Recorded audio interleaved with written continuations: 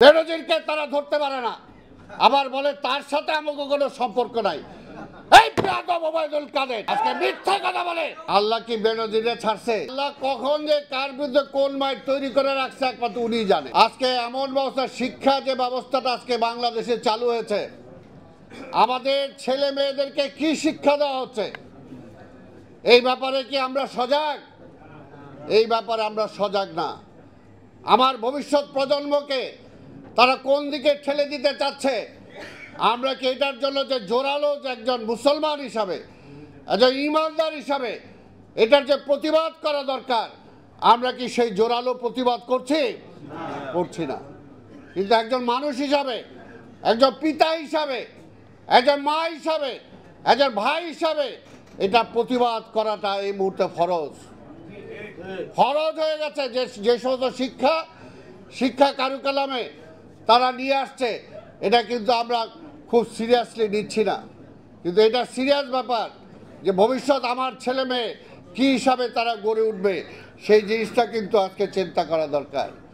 আজকে যদি আমরা না চিন্তা করি, অবহেলায় সময় যাবে।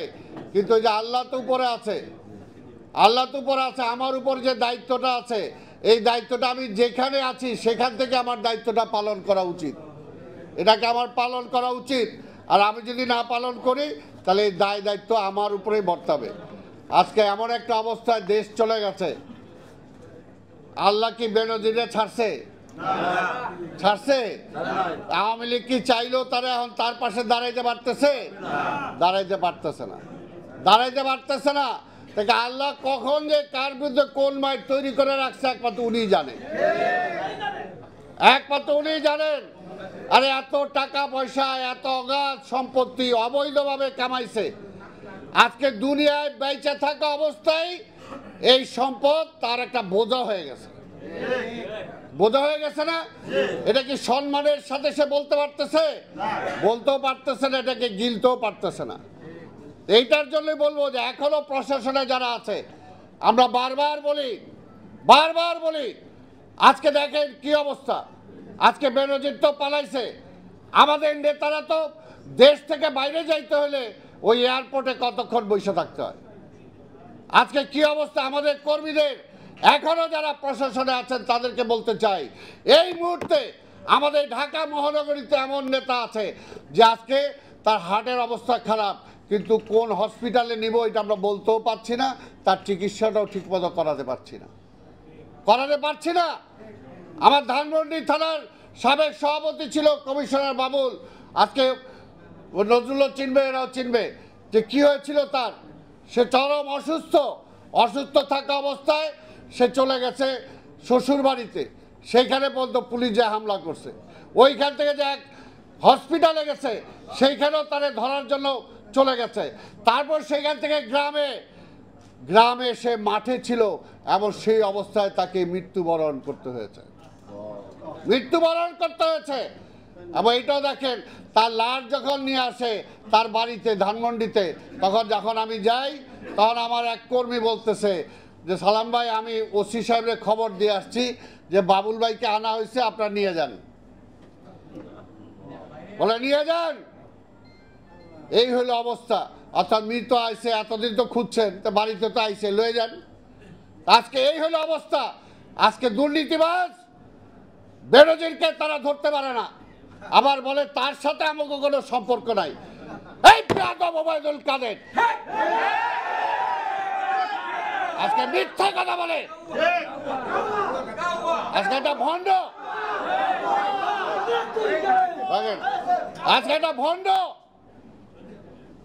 আজকে তার নেত্রী হলো ভণ্ড, নির্লজ্জ, বেহায়া, লজ্জা শরম নাই। আজকে কথায় যখনই দেশ চালাইতে পারে না তখনই বলে তারেকরে আনতেছি। আর এবার তারেক কি করছে? নিজে যা দেশ চালাইতে পারে না, হাজার কোটি টাকা লুটপাট হয়ে যেতেছে, ব্যাংকগুলো খালি হয়ে যেতেছে। এই পরশুদিনও দেখলাম ইসলামী ব্যাংকের বোল্টের থেকে সোনা চুরি হয়ে গেছে। কারা করছে? এটাও কইব তারেক, এইটাও বিএনপি। কয়েকদিন আগে ঝড় আইছিল, বলবো এইটাও বিএনপি আনাইছে ঝড়। নিজেরা দেশ চালাইতে পারে না, পাশাপাশি এমন একটা অবস্থা হয়েছে যে আজকে দেশটাকে তারা একদম বানায় দিছে, জাহান্নাম বানায় দিছে। তো এই জাহান্নামের থেকে বাঁচতে হলে এই যে আপনারা যারা আছেন, আমি জানি আমার চেয়ে ভালো বক্তা আপনারা সবাই, আপনারা ওয়াজ করেন, বিভিন্ন মসজিদে যান, বিভিন্ন কিছুতে যান, আপনার ধর্মীয় বয়ান করেন, এবং যে কারণে ওয়াজের উপরেও আজকে সরকারের বিধিনিষেধ আছে। কিন্তু তারপরে বলবো আপনারা প্রত্যেকটা এলাকায় আজকে ওয়াজের নামে জনগণকে সত্যিকার দেশের অবস্থাটা তুলে ধরতে হবে, সাহস করে বলতে হবে, ইমানি দায়িত্বটা পালন করতে হবে। এটা শুধু একা মির্জা ফখরুল ইসলাম আলমগীরের দায়িত্ব না, এটা শুধু একা তারেক রহমানের দায়িত্ব না, বেগম খালেদা জিয়ার দায়িত্ব না, এটা আপনার আমার সবার। আজকে দেশটাকে ধ্বংস করে দিতেছে, আজকে এই দেশটাকে আজকে প্রতিবেশী রাষ্ট্রের একটা অঙ্গরাজ্য পরিণত মতো অবস্থা আজকে নিয়ে চলে গেছে।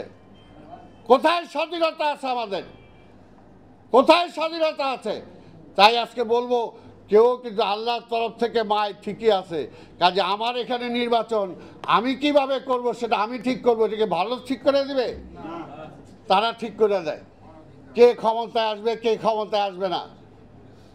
ভণ্ড এগুলো তো আগে একটু এই সুযোগও পায় নাই, এখন সুযোগ হয়েছে। এই যে আমরা যারা আজকে জাতীয়তাবাদের কথা বলি, আমরা যদি ঐক্য এক থাকতে পারি, এক শক্তিতে আমরা যদি মাঠে নামতে পারি, তাহলে তারা ভাইসে যাবে।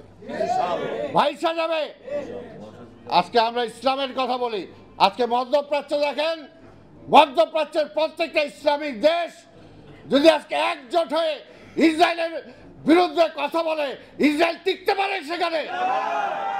ঠিক তেমনি আমাদের অবস্থাও তাই।